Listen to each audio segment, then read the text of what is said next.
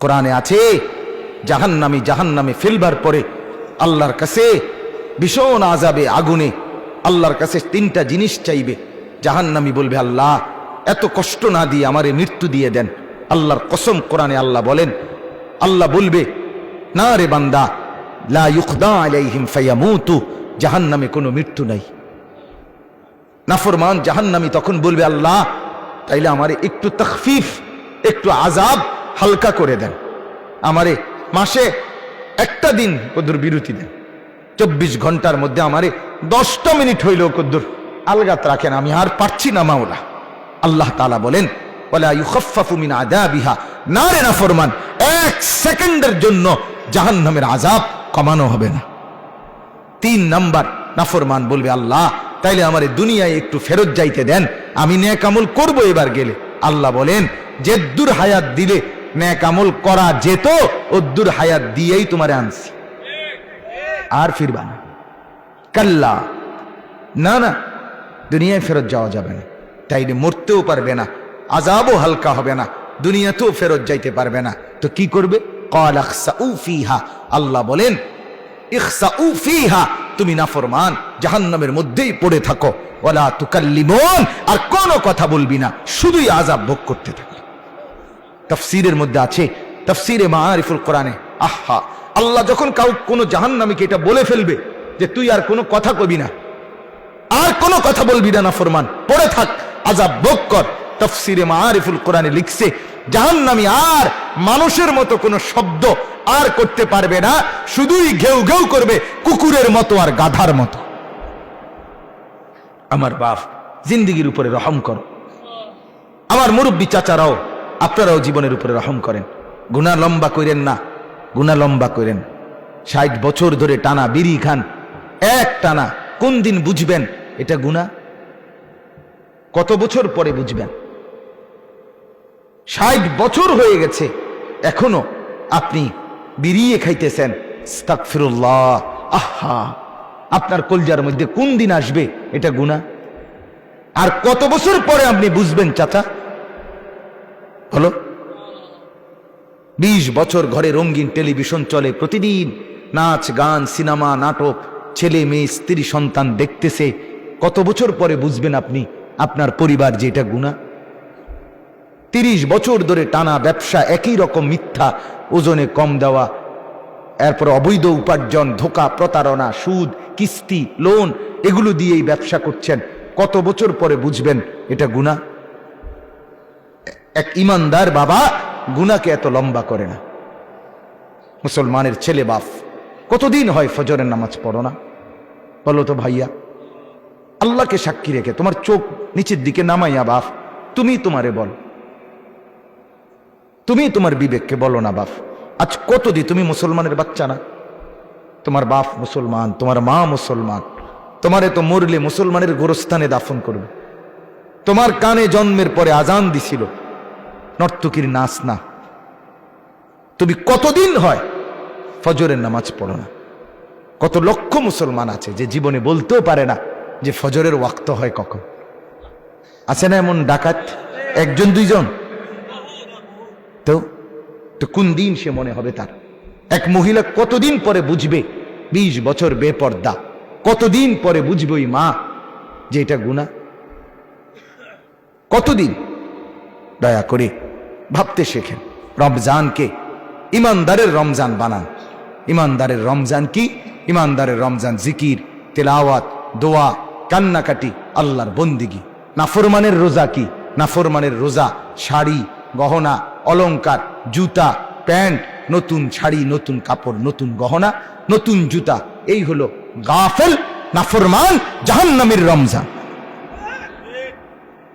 হ্যাঁ, সে মনে করে এটার মধ্যে নতুন জামা, নতুন প্যান্ট, কি করবো এটা দিয়া? ঈদের দিন ফিন্দু। ঈদের দিন ফিনলে কি তোমার মানুষে মাথা তালগি দিয়ে আঁটবো নাকি?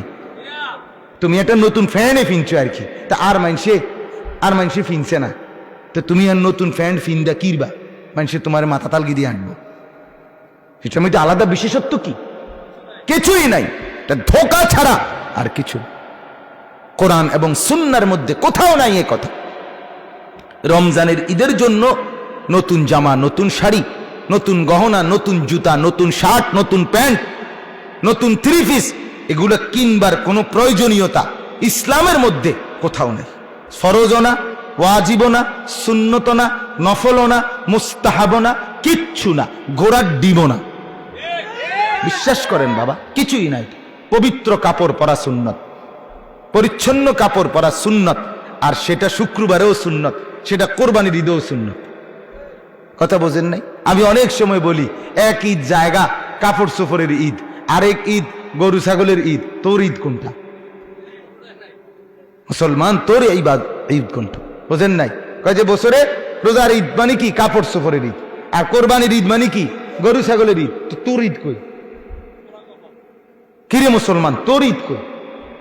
একটা তো গরু ছাগলে নিল, আরটা তো হাফ প্যান্ট আর ফুল ফ্যানে নিয়ে গেল, তো তুই কো? হেবড়া ভাত। ঠিকই কইছেন, হেবড়া ভাত। আল্লাহ আমাদেরকে মাফ করে দেন।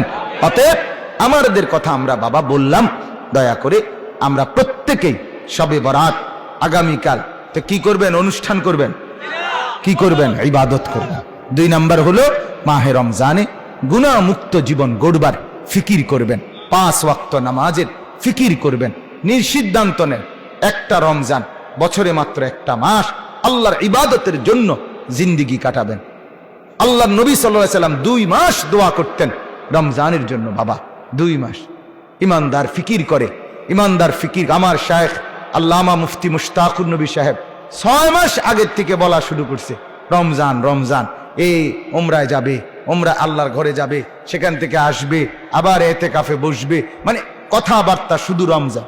আমরা এখন সারা দিন যে যা বলে ভাই রমজান, রমজানের আগে আর খালি নাই, রমজানের পরে আবার নতুন মাহফিল, রমজানের মধ্যে কোনো মাহফিল নাই, রমজানে ভাইয়া 20 তারিখ উমরার ফ্লাইট, রমজানের 10-11 রমজানে আসবো, রমজানের মাঝামাঝিতে যশোর এক বড় বুজুর্গের খানকায় যাব, রমজানের শেষ দশকে আল্লাহর ঘরে এতেকাফ করব।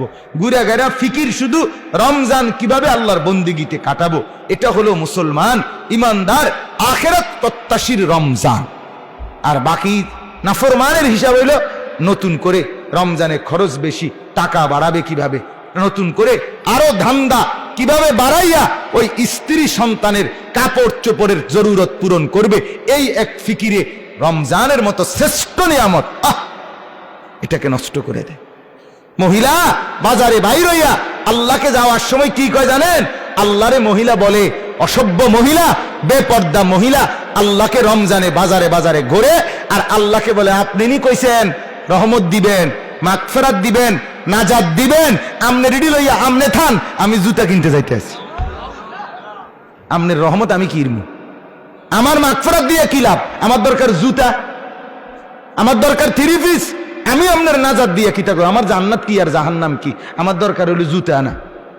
তো তুমি, আমিও বলি, তুমি মা মনে রাখো, ও চিরেই হাসরের ময়দানে ফেরেশতা তোমার এই জুতা দিয়েই ফিরবো। হ্যাঁ দোস্ত, ও চিরেই যে জুতার জন্য আল্লাহর রহমত আর মাগফিরাতকে বিসর্জন দিছ, সেই জুতা দিয়েই ফিরবে তোমার। আল্লাহ আমাদেরকে মাফ করে দেন। অতএব গুনাহ মুক্ত রমজান চাই। কি রমজান বলেন না? গুনাহ মুক্ত। আল্লাহ তাআলা তৌফিক দান করেন। যারা যেই বদ অভ্যাস, গুনার অভ্যাস সব ছেড়ে দেন, ঘরের টেলিভিশন টোটাল বন্ধ করে দেন, বিড়ি খাওয়া, সিগারেট খাওয়ার অভ্যাস ছেড়ে দেন, 5 ওয়াক্ত নামাজে অভ্যস্ত হন।